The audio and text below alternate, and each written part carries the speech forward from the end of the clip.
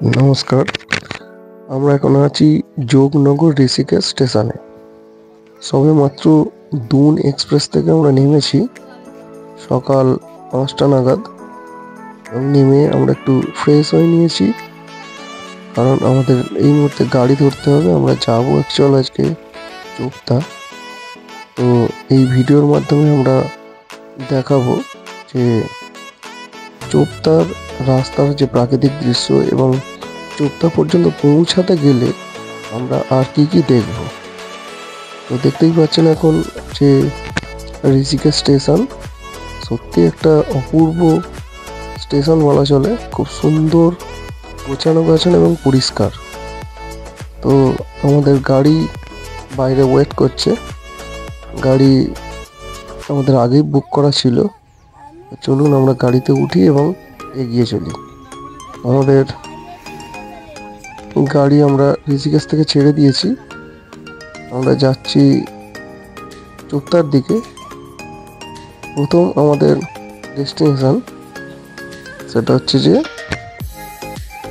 দেবপ্রয়াগ। চলুন আমরা এগিয়ে যাই এবং রাস্তাটা দেখতে থাকি। দেবপ্রয়াগ পৌঁছাতে গেলে আমরা যে রাস্তাটার উপর দিয়ে যাব সেটা দেখি কেমন।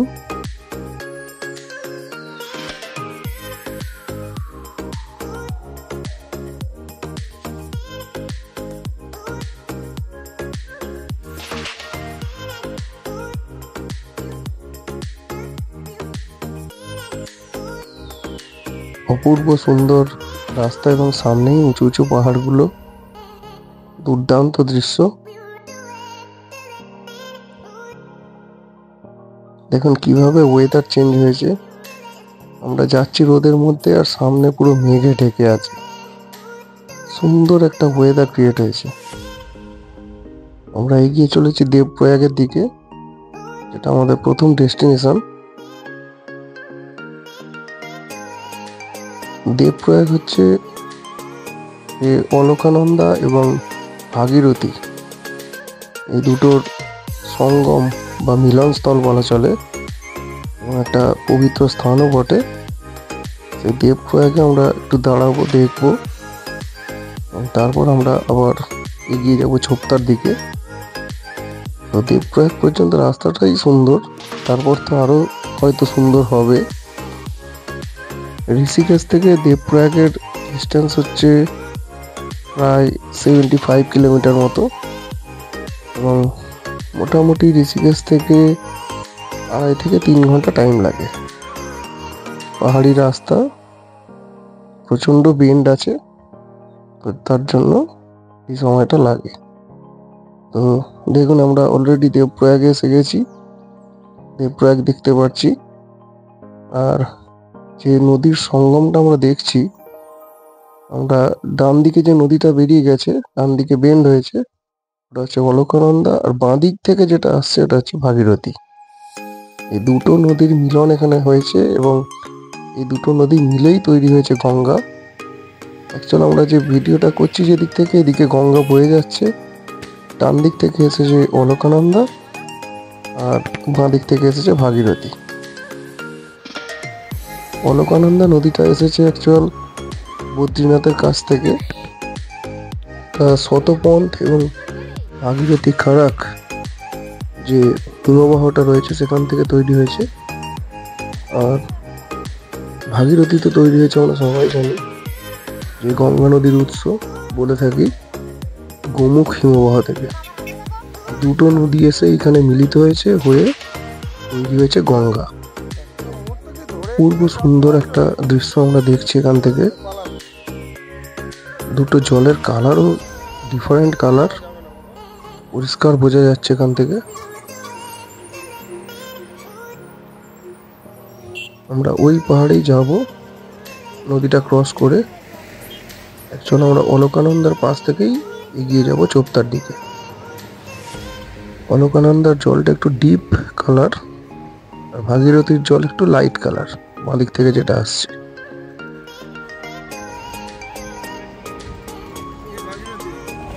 অবশেষে আমরা দেবপ্রয়াগ ছেড়ে এগিয়ে চলেছি রুদ্রপ্রয়াগের দিকে।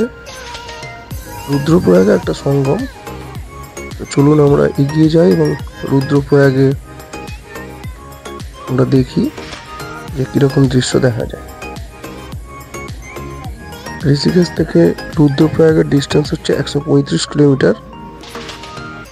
হ্যাঁ, বলে রাখি এর মাঝে অবশ্য পড়বে হরি দেবী টেম্পল, যেটা আমরা দেখতে পাবো কিনা বা দেখবো কিনা সেটা পরে ডিসাইড করব, কারণ আমাদের হাতে সময় অতটা নেই। আমরা এগিয়ে যাবো চোপতার দিকে। তো দেখতেই পাচ্ছেন যত এগিয়ে যাচ্ছি রাস্তাটা ততই সুন্দর হচ্ছে। অলরেডি আমরা রুদ্রপ্রয়াগের খুব কাছে এসে গেছি। এখান থেকে দেখাচ্ছে 35 কিলোমিটারের মতো।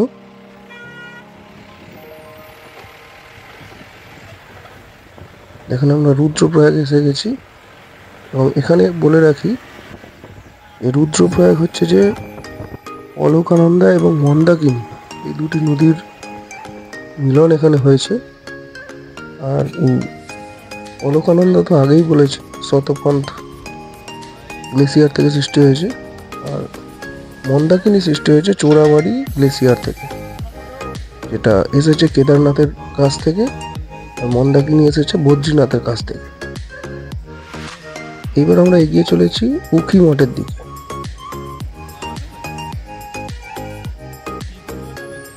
এই উখি মঠ এখান থেকে বাঁদিকে গেলে কেদারনাথের দিকে চলে যাওয়া যাবে, আর সোজা বা ডান দিক বেরিয়ে গেলে আমরা চোপতা এবং বদ্রীনাথের দিকে এগিয়ে যাব। আমাদের প্রথম ডেস্টিনেশন চোপতা বলে প্রথম দিনের, তাই আমরা ডান দিক বেরিয়ে গেলাম। পরের দিন আমরা এই রাস্তাতেই ফিরবো এবং কেদারনাথের দিকে যাব।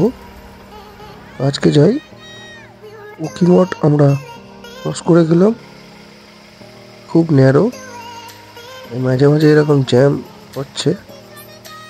এখানে দুটো বড় বড় বাস দাঁড়িয়ে গেছে, মারাত্মক অবস্থা।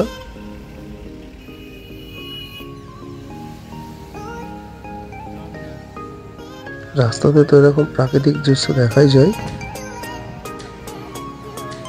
চোপতার যে একদম উপরের দিকের যে রাস্তাটা, এই রাস্তায় আমরা পৌঁছে গেছি। এই রাস্তাটা তো অপূর্ব সুন্দর দেখাচ্ছে।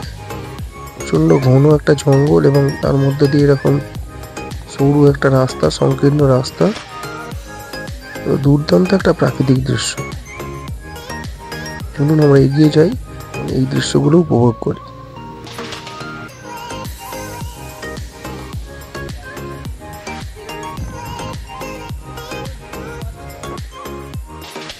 চোপতাকে অ্যাকচুয়াল বলা হয়ে থাকে মিনি সুইজারল্যান্ড। সেই দিকেই আমরা এগোচ্ছি। তবে এটা এখন সেই পর্যায়ে পৌঁছায়নি, আর একটু এগিয়ে গেলে আমরা সুইজারল্যান্ডের মতোই দৃশ্যটা দেখতে পাবো।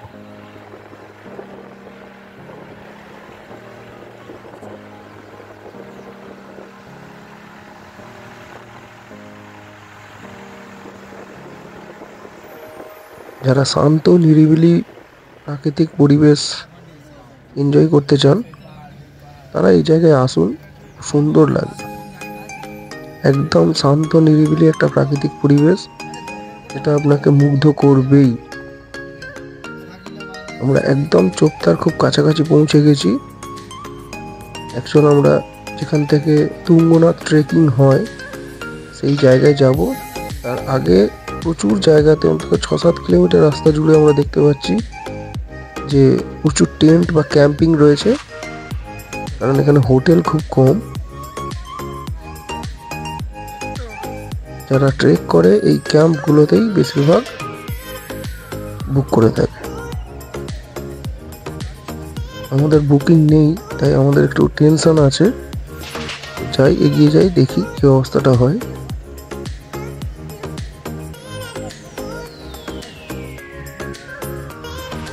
তবে সত্যি মিনি সুইজারল্যান্ড বলে, আমরা যা দেখছি চারিদিকে সত্যিই খুব সুন্দর।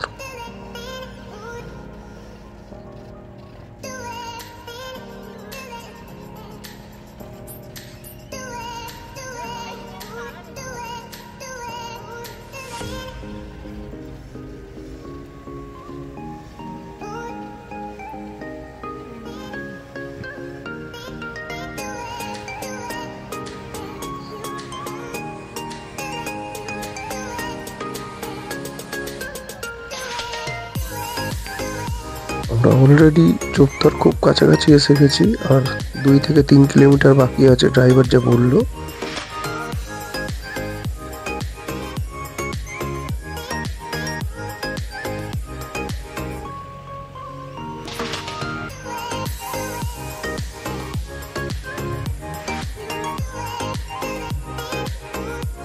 যেরকম সুন্দর রাস্তা, তবে খুব সংকীর্ণ, খুব সরু, সেরকম দুদিকের প্রাকৃতিক দৃশ্য সত্যি অসাধারণ। তবে একটা কথা বলে রাখি, আমরা এসেছি অক্টোবরে। শীতের সময় যদি আসেন, এই জায়গাগুলো পুরো বরফে ঢেকে থাকে, তার দৃশ্য আরো এক অপূর্ব। আপনারা এখানে উইন্টার সিজনেও আসতে পারেন, সেই সময় কিন্তু দৃশ্যটা আরো অপূর্ব হবে। তবে একটু ডিফিকাল্টিস আছে উইন্টারে এলে, সবসময় এখানে যে পৌঁছানো যাবে তাও না, রাস্তা অনেক সময় ব্লকেজ থাকে। Mini Switzerland.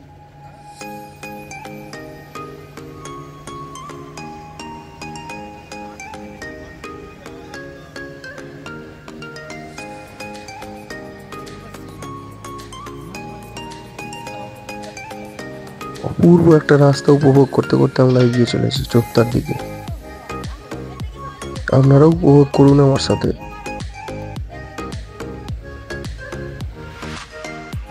এই পরিবেশটা কিন্তু দুর্দান্ত।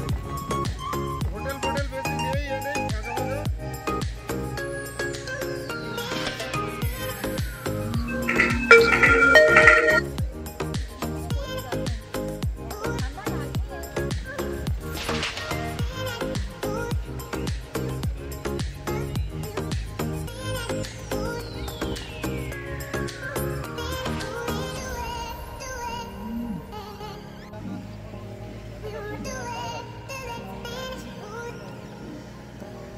কিলোমিটার বাকি আছে, 1 থেকে 1.5 কিলোমিটারের মতো।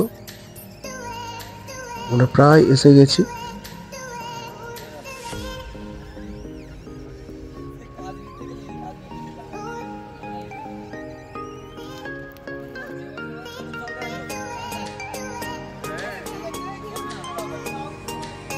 অপূর্ব একটা প্রাকৃতিক দৃশ্য আমরা দূর থেকে দেখতে পাচ্ছি, এবং ওটাই হচ্ছে চোপতার যে জায়গাগুলোতে স্টে হয়, বা ওই তুঙ্গনাথ ট্রেকিং এর যে স্টার্টিং পয়েন্ট, দূর থেকে যে জায়গাটা দেখা যাচ্ছে ওটাই সেই জায়গাটি।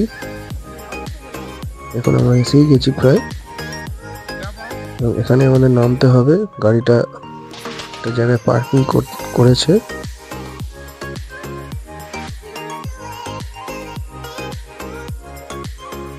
এখানে পৌঁছাতে আমাদের বিকেল হয়ে গেছে। তো আমরা একটা হোটেল বুক করেছি অলরেডি, যে হোটেলটা খুব কস্টলি। এখানে সবই খুব কস্টলি। হোটেলটা নিল আমাদের 1 নাইটের জন্য 4,000 টাকা। এখানে যে দোকানগুলো আছে ওদের সঙ্গেই কিছু হোটেল আছে, ওইগুলো আপনারা পাবেন। আর ওই হোটেল থেকেই, বা হোটেলের একদম পাশ থেকেই, ব্যালকনি থেকে এই দৃশ্য আপনারা দেখতে পাবেন। দুর্দান্ত একটা দৃশ্য। মিনি সুইজারল্যান্ড বলা হয় তাকে, সত্যিই তাই, অপূর্ব দৃশ্য।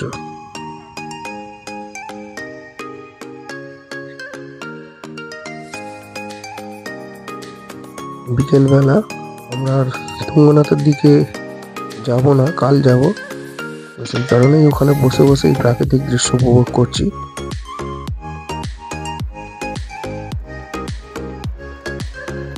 এই হেলিকপ্টারগুলো যাচ্ছে কেদারনাথের উদ্দেশ্যে, প্রচুর যাচ্ছে। আর একটা ভিডিও করেছি, তাই এখানে দিলাম।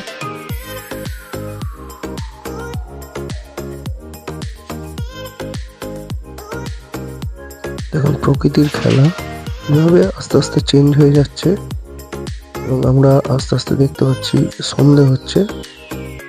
তারই কিছু দৃশ্য এখানে দেখুন।